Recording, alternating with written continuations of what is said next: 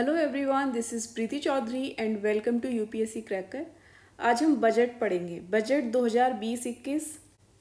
सबसे पहले हम ये जानेंगे कि जो बजट है, बजट के एग्ज़ाम पॉइंट ऑफ व्यू से क्या मायने हैं। जैसे सपोज़ कोई राजनेता है तो वो अपनी तरह से बजट को देखेगा, कोई प्रशासक है वो अपनी तरह से देखेगा, कॉरपोरेट के लिए बजट के अलग मीनिंग्स होंगे, आम इंसान के लिए बजट अलग तरह से देखेगा वो। लेकिन हम बजट को किस तरह से देखेंगे, हमारे एग्ज़ाम पॉइंट ऑफ व्यू से बजट किस तरह से देखा जाएगा। तो एक यूपीएससी का एस्पिरेंट बजट को किस तरह से देखेगा, हम उस पर बात करेंगे। पेपर 3 में एक यूनिट है, यूनिट 3 सरकारी बजट। सरकारी बजट नाम की यूनिट ही है, तो ये बहुत इंपॉर्टेंट हो जाता है इस हिसाब से। एक यूपीएससी का एस्पिरेंट जब सरकारी बजट देखेगा वो भी उसको दो तरह से देखेगा। उसके लिए भी सरकारी बजट के दो मायने होंगे। क्या? एक प्रीलिम्स के पॉइंट ऑफ व्यू से उसको कैसे देखना है, दूसरा मेंस के पॉइंट ऑफ व्यू से कैसे देखना है। तो आज हम बेसिकली जो है प्रीलिम्स पे फोकस्ड रहेंगे। प्रीलिम्स पे कंप्लीट बजट पढ़ेंगे, हम पूरा प्रीलिम्स का कंप्लीट प्रीलिम्स हम यहाँ पे पढ़ेंगे। तो एक यूपीएससी के एस्पिरेंट के लिए हम बेसिकली क्या देखेंगे। जैसे सरकार का एक लक्ष्य है कि 5 ट्रिलियन इकोनॉमी बनानी है, तो उसको फुलफिल करने के लिए, इस लक्ष्य को प्राप्त करने के लिए क्या सरकार ने इस बजट में कोई प्लानिंग की है, बजट में क्या स्पेशल है। जैसे प्राथमिक क्षेत्र के लिए, कृषि के लिए क्या उन्होंने किया है, द्वितीय क्षेत्र में उद्योग के लिए क्या किया है, तृतीय क्षेत्र में सेवा क्षेत्र के लिए इस बजट में क्या है, क्या स्पेशल है बजट में, ये चीज़ हमें देखनी है। जैसे हमारे पीएम न्यू इंडिया की बात करते हैं कि न्यू इंडिया बनाएंगे, तो न्यू इंडिया के लिए इस बजट में क्या प्रावधान है, क्या उन्होंने ऐसा किया है इस बजट में जो हम न्यू इंडिया का जो हमारा लक्ष्य है, जो हमारा विज़न है, उसको हम प्राप्त कर सकें। जैसे रोजगार के समाधान के लिए इसमें क्या है, युवा आबादी के कौशल के लिए इसमें क्या है, समावेशन के लिए क्या है, मीन्स समावेशी विकास के लिए क्या है, सामाजिक न्याय के लिए क्या है, सतत विकास, जलवायु परिवर्तन, सुशासन, आंतरिक सुरक्षा और भी बहुत कुछ, इन सब के बारे में क्या है इस बजट में। तो हम बेसिकली जो आज बात करेंगे, हम प्रीलिम्स पे फोकस्ड होकर बात करेंगे और कंप्लीट बजट हम इस सीरीज में पढ़ेंगे, कंप्लीट बजट। हमारा क्वेश्चन सॉल्व करने का पैटर्न क्या होता है कि जो कीवर्ड होता है हम उसको अंडरलाइन करते हैं और क्या सही पूछा है गलत, फिर उसको अंडरलाइन करते हैं ताकि क्वेश्चन में सही गलत की वजह से कोई मिस्टेक ना हो। और कीवर्ड अंडरलाइन करने से ये फायदा होता है कि जो हम ऑप्शंस पढ़ते हैं उसको पढ़ने में हमारा फोकस उस कीवर्ड पे रहे कि हाँ ये कीवर्ड के लिए ये ऑप्शन दिया हुआ है। Now the first question is, निम्नलिखित में से केंद्रीय बजट 2020-21 के 3 प्रमुख घटक कौन से हैं या हैं। 3 प्रमुख घटक पूछे हैं बजट 2020-21 में। ऑप्शन दिया है महत्वाकांक्षी भारत, ये 3 प्रमुख घटक में से एक घटक है। दूसरा आर्थिक विकास, तीसरा केयरिंग समाज, जिसे जिम्मेदार समाज भी बोल सकते हैं हम। क्या ये 3 प्रमुख घटक रहे हैं केंद्रीय बजट 2020-21 के? तो बताइए।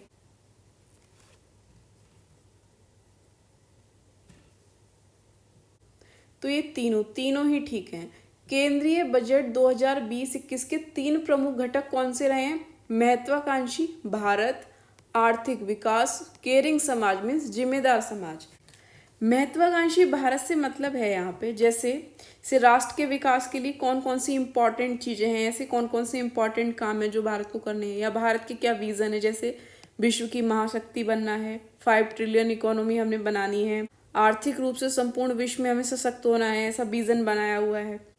तो ये सब क्या हुआ, महत्वाकांक्षी भारत बजट का एक ये प्रमुख घटक है, इसके रिगार्डिंग बजट को बनाया गया है। दूसरा आर्थिक विकास, आर्थिक विकास में समावेशी विकास को ध्यान में रख के बजट बनाया गया है, दूसरा घटक ये है।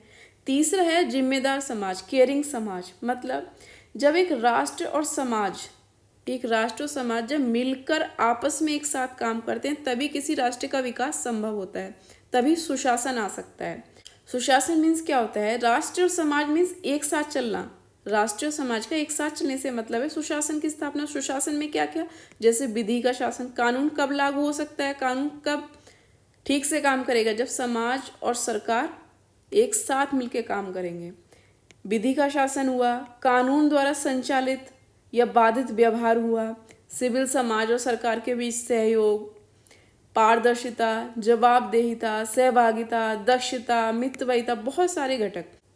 ये सारे घटक किससे होता है? एक जिम्मेदार समाज होगा, एक केयरिंग समाज होगा तो हम सुशासन की स्थापना कर सकते हैं। तो ये मेन 3 घटक ध्यान में रखते हुए केंद्रीय बजट 2020-21 को बनाया गया है। तो ये 3 प्रमुख घटक हैं 2020-21 के। नेक्स्ट क्वेश्चन है, निम्नलिखित में से केंद्रीय बजट 2020-21 में कौन से विषय एक साथ लाने का प्रावधान किया गया है? कौन से विषय बताना है। फर्स्ट ऑप्शन है भ्रष्टाचार मुक्त शासन, दूसरा नीति निर्देशित और सक्षम शासन, तीसरा मजबूत वित्तीय क्षेत्र। इन तीनों को एक साथ लाने की बात हुई है क्या, ये बताना है। तो इसमें सभी ठीक होंगे तीनों। केंद्रीय बजट 2020-21 में एक साथ लाने वाले विषय हैं भ्रष्टाचार मुक्त शासन, नीति निर्देशित और सक्षम शासन, मजबूत वित्तीय क्षेत्र। से क्या होगा, ये तीनों क्या हैं? ये इंडियन इकोनॉमी की 3 बड़ी चुनौतियां हैं। इंडियन इकोनॉमी की 3 बड़ी चुनौतियां हैं। इसमें क्या है, जब भ्रष्टाचार मुक्त शासन होगा तो गुड गवर्नेंस की स्थापना होगी। और गुड गवर्नेंस में क्या होता है, हमने सारे पॉइंट्स अभी डिस्कस कर लिए फर्स्ट क्वेश्चन में। नीति निर्देशित और सक्षम शासन की स्थापना होगी। इससे क्या होगा, समावेशी विकास होगा। समावेशी विकास होगा। जब नीति निर्देशित और सक्षम शासन होगा तो नीतियां सबके लिए बनेंगी। क्या होगा, एक समावेशी विकास होगा।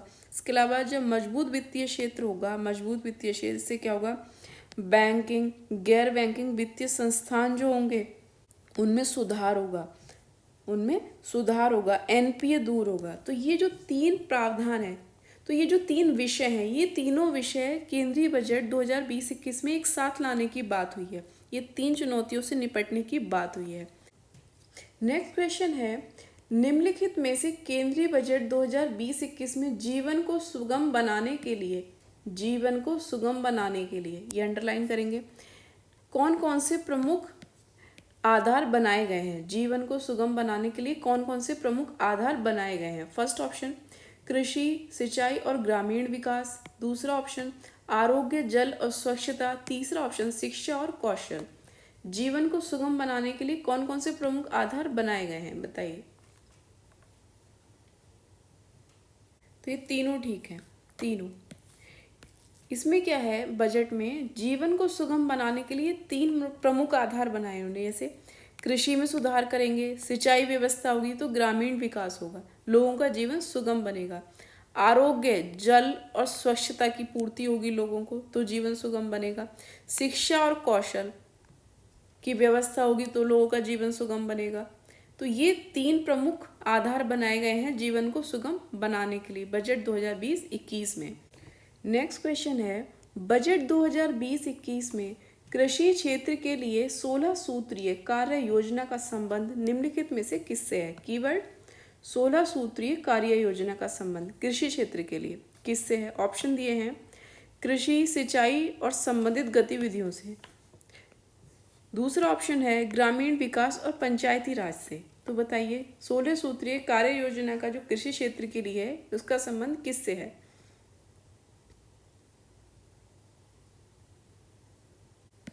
तो इसमें दोनों ऑप्शन ठीक होंगे, तीसरा ऑप्शन ठीक होगा। बजट में 16 सूत्रीय कार्य योजना के लिए 2.83 लाख करोड़ रुपए का आवंटन किया गया है। 2.83 करोड़ लाख रुपए का आवंटन किया गया है 16 सूत्रीय कार्य योजना के लिए। इसमें 1.60 लाख करोड़ रुपए जो हैं वो किसको मिलेंगे? वो मिलेंगे कृषि, सिंचाई और उससे संबंधित गतिविधियों को। इसके अलावा जो बचे हुए 1.23 लाख करोड़ जो रुपीज़ होंगे वो मिलेंगे ग्रामीण विकास और पंचायती राज को, ग्रामीण विकास और पंचायती राज को। इसलिए दोनों ऑप्शन ठीक हैं। नेक्स्ट क्वेश्चन इज, बजट 2020-21 में नीली अर्थव्यवस्था के संबंध में निम्नलिखित में से कौन से कथन असत्य हैं? कीवर्ड नीली अर्थव्यवस्था के संबंध में क्या पूछा है? असत्य पूछा है, गलत पूछा है।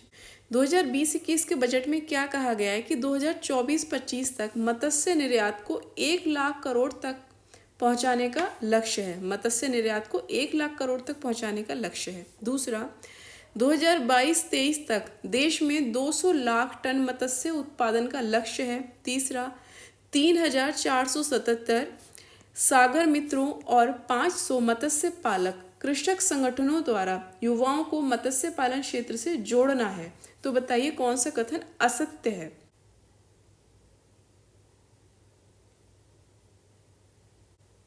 तो इनमें से कोई भी कथन असत्य नहीं है, सब ठीक है, सब सत्य हैं, कोई असत्य नहीं है। 2020-21 में नीली अर्थव्यवस्था के संबंध में क्या कहा गया है, कौन सा, कि 2024-25 तक क्या होगा, मत्स्य निर्यात को 1 लाख तक पहुंचाने का लक्ष्य रखा है इन्होंने। 2022-23 तक 200 लाख टन तक मत्स्य उत्पादन का लक्ष्य रखा है और 3,477 सागर मित्रों और 500 मत्स्य पालक संगठनों के साथ मिलकर ये संगठनों द्वारा युवाओं को मत्स्य पालन क्षेत्र से जोड़ना है। मीन्स रोजगार की व्यवस्था की गई है। ये किसकी, रोजगार का सृजन करने की व्यवस्था की गई है। नेक्स्ट क्वेश्चन इज, बजट 2020-21 में कृषि ऋण से संबंधित निम्नलिखित में से कौन से प्रावधान किए गए हैं। सबसे पहले क्या करेंगे, कीवर्ड अंडरलाइन, कृषि ऋण से संबंधित प्रावधान किए गए हैं पूछा है। ऑप्शन दिया है 2020-21 के लिए 15 लाख करोड़ रुपए का लक्ष्य तय है। दूसरा ऑप्शन है पीएम किसान लाभार्थियों को किसान क्रेडिट कार्ड योजना के तहत लाने का प्रस्ताव है। तीसरा ऑप्शन है नाबार्ड की पुनर्वित्त योजना को और विस्तार देना है। तो बताइए कृषि ऋण से संबंधित कौन से प्रावधान किए गए हैं बजट 2020-21 में।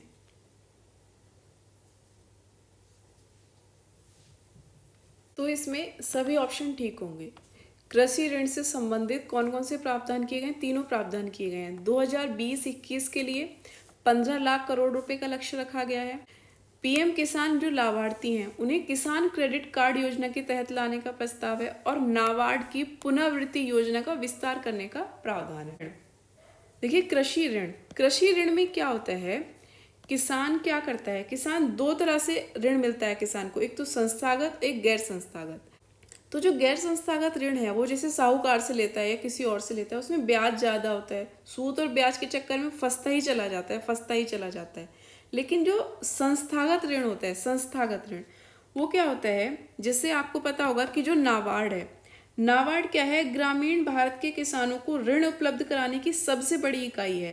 तो ये नाबार्ड की जब पुनर्वृत्ति होगी योजना की, उसको और विस्तार दिया जाएगा, तो उससे क्या होगा कि जो संस्थागत ऋण है वो और मजबूत हो जाएगा। संस्थागत ऋण को मजबूत करने का प्रयास किया गया है। और क्या किया गया, पीएम किसान के जो लाभार्थी हैं उनको किसान क्रेडिट कार्ड योजना के तहत जोड़ेंगे। अगर किसान क्रेडिट कार्ड योजना के तहत उनको जोड़ेंगे तो उन्हें और सहूलियत हो जाएगी और इजी तरीका हो जाएगा उनके पास कृषि ऋण लेने का।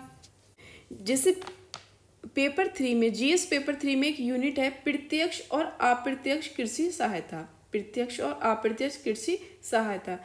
तो ये जो 2020-21 के लिए 15 लाख रुपए का आवंटन का लक्ष्य रखा गया है, ये क्या है, किसान को प्रत्यक्ष लाभ पहुंचा रहे हैं, डायरेक्ट हम उसको दे रहे हैं। 15 लाख रुपए का आवंटन कर दिया है, लक्ष्य रखा है।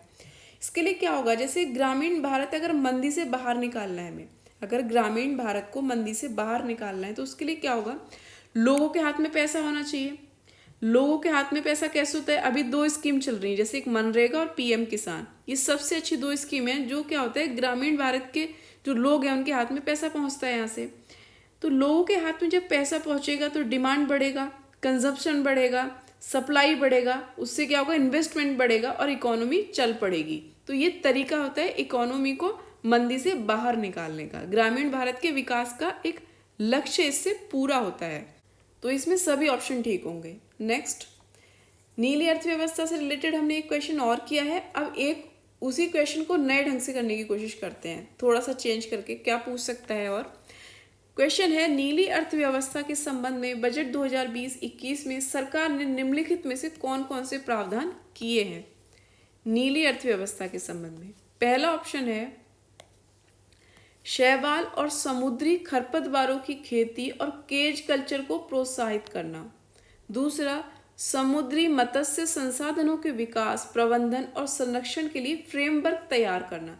तो बताइए कौन कौन से प्रावधान किए गए हैं।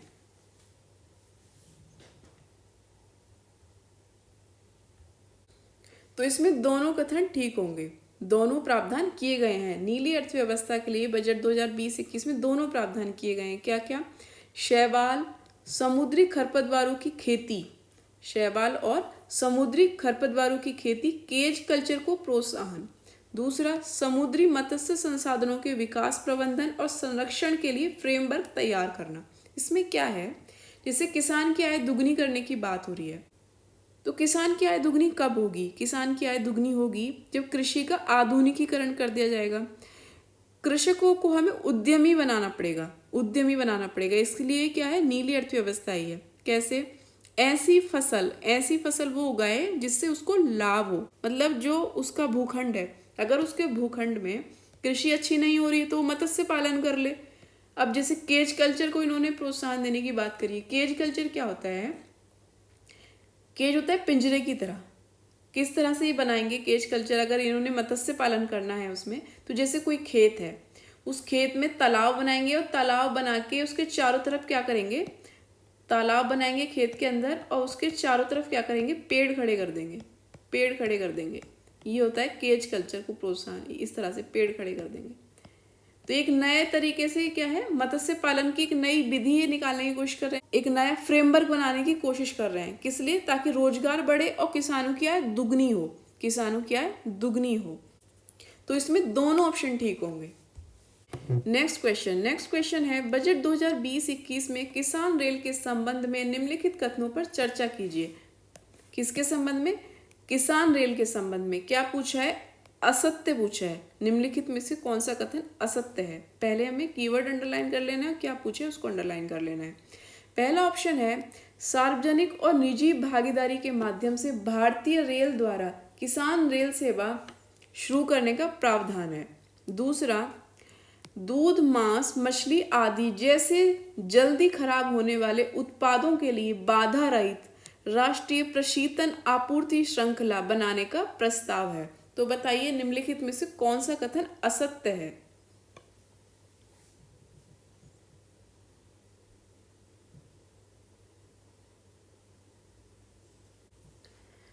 तो इसमें कौन सा असत्य होगा? कोई भी असत्य नहीं है, इसमें दोनों ठीक हैं, कोई भी असत्य नहीं है, इसलिए डी ऑप्शन होगा। आप इसको सी नहीं मार दीजिएगा कि सी ऑप्शन ठीक कर दीजिए, टिक कर दीजिए, ये नहीं, इस पे डी ऑप्शन ठीक होगा क्योंकि असत्य पूछे और दोनों सत्य हैं, लेकिन पूछा असत्य है, इसलिए डी ऑप्शन होगा। ना तो एक गलत है और ना ही दो गलत है।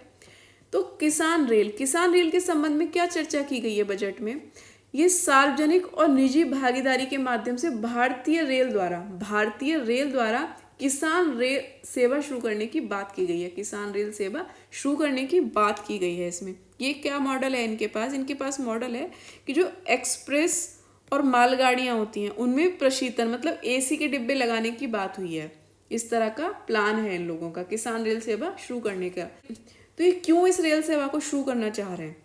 पहले तो हम ये देख लेते हैं कि एक यूनिट है पेपर 3 में, प्रत्यक्ष और अप्रत्यक्ष कृषि सहायता। अभी हम बात कर रहे थे ना कि 5 ट्रिलियन इकोनॉमी बनाने के लिए सरकार ने क्या लक्ष्य रखे हैं। तो प्राथमिक क्षेत्र के लिए क्या स्पेशल है बजट में? प्राथमिक क्षेत्र किससे जुड़ा है? कृषि से। तो कृषि के लिए ये स्पेशल है बजट में, और पिछले क्वेश्चंस में भी पढ़ा था वो स्पेशल है बजट में 5 ट्रिलियन इकोनॉमी प्राप्त करने के लिए। तो जो यूनिट है प्रत्यक्ष और अप्रत्यक्ष कृषि सहायता, तो ये क्या है? सार्वजनिक और निजी भागीदारी के माध्यम से किसानों के लिए रेल सेवा शुरू की जा रही है। तो इसमें किसान को कोई डायरेक्ट कोई चीज़ तो नहीं दी जा रही है, कोई पैसा कोई चीज़ नहीं दी जा रही है, लेकिन क्या इनडायरेक्ट अप्रत्यक्ष रूप से कृषि में सहायता करेगा। कैसे, किस लिए ये शुरू की जा रही है? क्योंकि जो दूध हुआ, मांस, मछली, ये जो जल्दी खराब होने वाले उत्पाद हैं, तो ये खराब ना हो बल्कि क्या हो, राष्ट्रीय प्रशीतन आपूर्ति श्रृंखला बनाई जाए ताकि ये खराब नहीं हो और जहाँ तक ये चीज़ पहुँचनी है वहाँ तक ये जल्दी पहुँच जाए, खराब होने से पहले पहुँच जाए। इसलिए क्या कर रही है किसान के लिए इनडायरेक्ट लाभ मिल रहा है, अप्रत्यक्ष लाभ मिल रहा है। मतलब 5 ट्रिलियन इकोनॉमी बनाने के लिए ये भी एक पहल है गवर्नमेंट की प्राथमिक क्षेत्र के लिए। दूसरी एक यूनिट है जीएस पेपर 3 में, भारत में खाद्य प्रसंस्करण। तो भारत में खाद्य प्रसंस्करण में जैसे दूध आता है, मांस आता है, मछली आती है, ये सब प्रसंस्करण वाली चीज़ें। दूध से कई सारी चीज़ें बनाई जाती हैं, मांस मछली से कई सारी चीज़ें बनाई जाती हैं। तो ये खाद्य प्रसंस्करण के विषय हैं, इसको भी प्रोत्साहन दिया जा रहा है ताकि क्या हो सके, हम किसानों की आय भी दुगनी कर सकें और जो हमारी 5 ट्रिलियन इकोनॉमी का लक्ष्य है हम उसको भी प्राप्त कर सकें। तो इसमें डी ऑप्शन होगा। मतलब इसमें ना तो एक गलत है ना ही दो गलत है, दोनों ठीक है। नेक्स्ट क्वेश्चन है, कृषि उड़ान योजना के संबंध में निम्नलिखित कथनों पर चर्चा कीजिए। किसके संबंध में? कृषि उड़ान योजना। क्या पूछा है? निम्नलिखित में से कौन सा कथन सत्य है? सत्य पूछा है इसमें। ऑप्शन है, इसकी शुरुआत नागरिक उड्डयन मंत्रालय द्वारा की गई है। पीआईबी में भी हम बहुत सारे क्वेश्चंस करते हैं इस तरह के। दूसरा ऑप्शन है, राष्ट्रीय और अंतर्राष्ट्रीय दोनों हवाई मार्गों पर इस सेवा का संचालन होगा। तीसरा ऑप्शन है, इसका उद्देश्य पूर्वोत्तर और जनजातीय क्षेत्रों के जिलों को कृषि उत्पादों का बेहतर मूल्य प्रदान करना है। तो बताइए, कृषि उड़ान योजना के संबंध में निम्नलिखित में से कौन सा कथन सत्य है?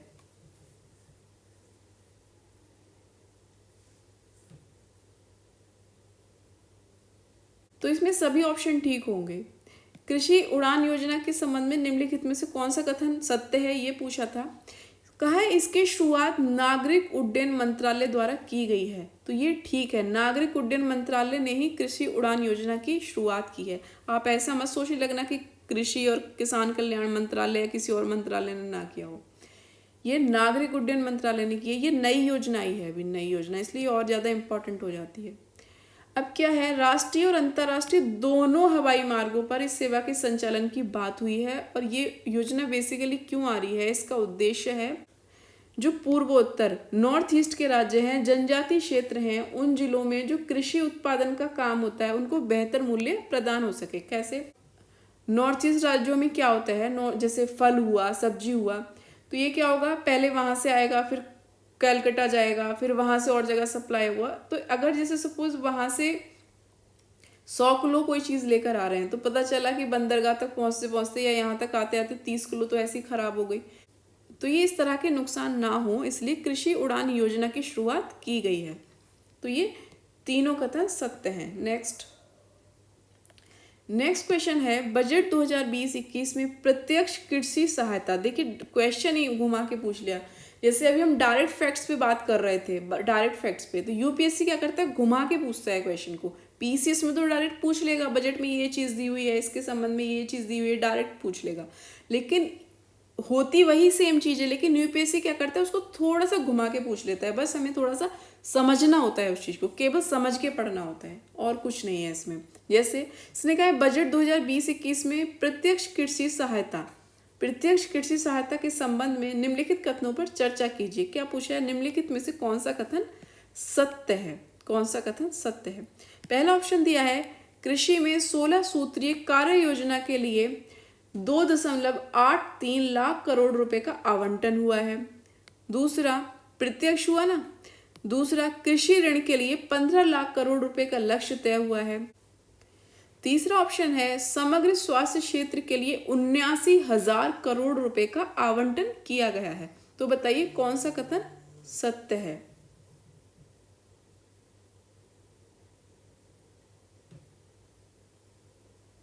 तो इसमें केवल पहला ऑप्शन ठीक होगा, पहला और दूसरा, ए ऑप्शन ठीक होगा। समग्र स्वास्थ्य क्षेत्र के लिए 79,000 करोड़ रुपए का आवंटन नहीं है, बल्कि 69,000 करोड़ रुपए का आवंटन है। ये क्या है, छोटे छोटे चेंजेस ये कर देता है यूपीएससी हो चाहे पीसीएस। यहाँ हम फंस जाते हैं। फ्री का क्वेश्चन है, केवल रिवीजन करने से आ जाएगा, कोई कॉन्सेप्ट नहीं समझना, कुछ नहीं करना, केवल रटना है, इसको देखना है, निगाह में रखना है, अच्छा इतना आवंटन हुआ है। अगर पूछता है तो यहाँ छोटा सा फेर कर देगा, इसलिए तीसरा ऑप्शन गलत हो जाता है। तो कृषि में 16, ये हमने पहले क्वेश्चन में पढ़ ही लिया था, 16 सूत्रीय कार्य योजना के लिए 2.83 लाख करोड़ रुपए का आवंटन है, और कृषि ऋण के लिए 15 लाख करोड़ रुपए का। अब इसमें क्या है, जैसे जीएस पेपर 3 की यूनिट की हम बात कर रहे थे, प्रत्यक्ष और अप्रत्यक्ष कृषि सहायता। तो ये क्या हो गई, प्रत्यक्ष, हाथ में दे दी, डायरेक्ट मिलेगा, इतने रुपए का आवंटन हो गया है, तो ये क्या है, प्रत्यक्ष कृषि सहायता में आते हैं। ए ऑप्शन ठीक होगा। नेक्स्ट क्वेश्चन है, एक उत्पाद एक जिला योजना का संबंध निम्नलिखित में से किससे है? एक उत्पाद एक जिला योजना का संबंध किससे है? मत्स्यन से, बागवानी से, खाद्य प्रसंस्करण से, पशुपालन से, किससे है बताइए? इसमें होगा दूसरा ऑप्शन, एक उत्पाद एक जिला योजना का संबंध बागवानी से है। बागवानी क्षेत्र में विपणन मतलब मार्केटिंग और निर्यात को बेहतर बनाने के लिए एक उत्पाद एक जिला योजना की शुरुआत की गई है। इसमें क्या करना है कि जो सभी तरह के जो पारंपरिक जैविक उर्वरक होते हैं उनका संतुलित इस्तेमाल करना है। और क्या करना है, जैविक, प्राकृतिक और एकीकृत खेती को बढ़ावा देना है। इससे क्या करना है, जैविक और प्राकृतिक खेती को बढ़ावा देना है। एक उत्पाद एक जिला योजना किससे संबंधित है, बागवानी से। आई होप आपने क्वेश्चंस एंजॉय किए होंगे, आपको बेनिफिट मिला होगा। अगर आपको कोई बेनिफिट मिला है तो लाइक करके आप हमें बता सकते हैं। और मिलते हैं नेक्स्ट वीडियो में कुछ नए कॉन्सेप्ट के साथ, नए क्वेश्चंस के साथ। तब तक आप रिवीजन करते रहिए, स्वस्थ रहिए। Thank you.